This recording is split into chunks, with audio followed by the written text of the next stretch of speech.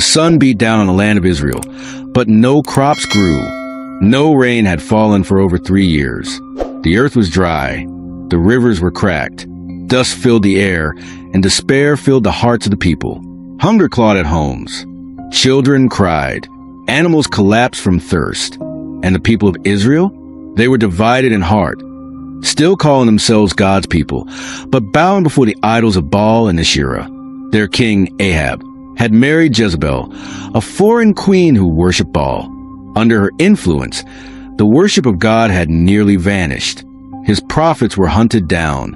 Idols and altars to Baal rose across the land. And the king turned his heart and his nation against the Lord. But God had not turned away. And in the shadows, one voice still echoed with boldness. Elijah, the prophet of God. He had stood before Ahab years earlier and declared a drought in the name of the Lord. And then he vanished. While the rain stopped, Elijah hid, first by a brook where ravens fed him, then in the home of a poor widow where flour and oil never ran out. And now, after all that time, God spoke again. Go! Present yourself to Ahab, and I will send rain on the land. Elijah made the journey. The land he passed through was dead. The people were gaunt and hopeless. Fear and silence hung over Israel like a dark cloud. And then Elijah stood before Ahab. When the king saw him, his words dripped with hatred. Is that you, you troubler of Israel? But Elijah stood tall. I have not made trouble for Israel. You and your father's house. You've abandoned the Lord's commands and followed the Baals. And then Elijah issued a challenge. Summon all Israel. Bring the 450 prophets of Baal and the 400 prophets of Asherah. Meet me on Mount Carmel. Ahab agreed. Soon, thousands of Israelites gathered. The sun blazed. The prophets of Baal wore rich garments. They stood proud, numerous, confident. And then came Elijah. One man, one voice. He stepped forward and called out to the people. How long will you waver between two opinions?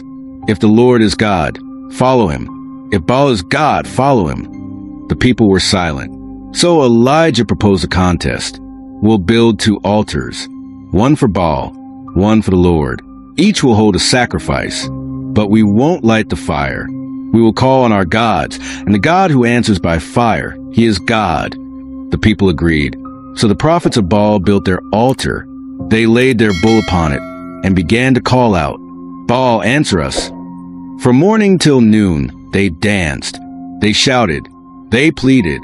But no fire came. At noon, Elijah chuckled. Shout louder. Maybe he's thinking or busy or away on a trip. Maybe he's asleep. Enraged, they cut themselves. Blood spilled.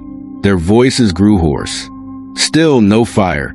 No voice, no response. By evening, their energy was gone. And then Elijah stepped forward.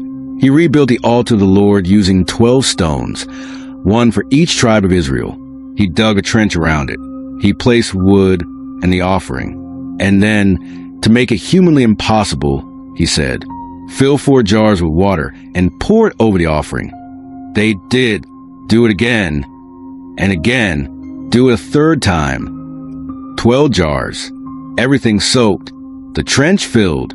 Then Elijah stepped forward, not with a dance or a chant or a scream, but with a prayer. Lord, God of Abraham, Isaac, and Israel, let it be known today that you are God in Israel, that I am your servant, and that I have done all this at your command.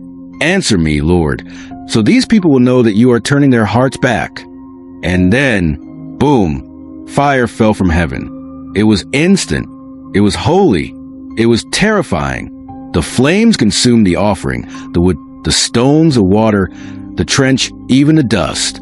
The people fell on their faces and cried out, The Lord, he is God. The Lord, he is God. And in that moment, Israel remembered. Elijah turned to the people.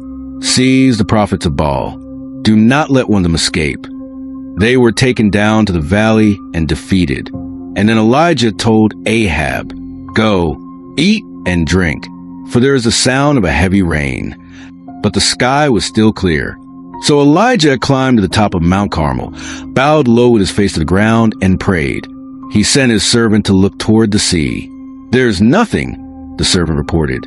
Elijah said, "Go again." 6 times, the answer was the same. And then, the 7th time, a cloud as small as a man's hand is rising from the sea. That was all Elijah needed. "Go tell Ahab, prepare your chariot. Go before the rain stops you." The wind picked up. Dark clouds rolled in. The heavens, silent for 3 years, opened, and the rain came down. Elijah, filled with the power of God, ran ahead of Ahab's chariot, feet pounding across the soaked ground, all the way to Jezreel. What a story. It begins with silence, famine, rebellion, but it ends with fire and rain. Israel had forgotten. They were serving gods that could not see, could not hear, could not answer. But the God of Elijah, he still speaks, he still answers, and he still turns hearts back. Elijah wasn't strong because he had power. He was strong because he obeyed. He didn't scream. He didn't dance. He prayed, and God answered. Sometimes we wonder, is God still there? Will he answer me? The answer is yes. But sometimes he waits, not to punish, but to prepare hearts to return to him. So ask yourself, who am I calling on? What altar have I built? Am I ready to trust God, even when I stand alone? Because when you follow him, you may face drought, you may climb lonely mountains, but eventually, the fire falls and the rain returns. Because he is still the God who answers.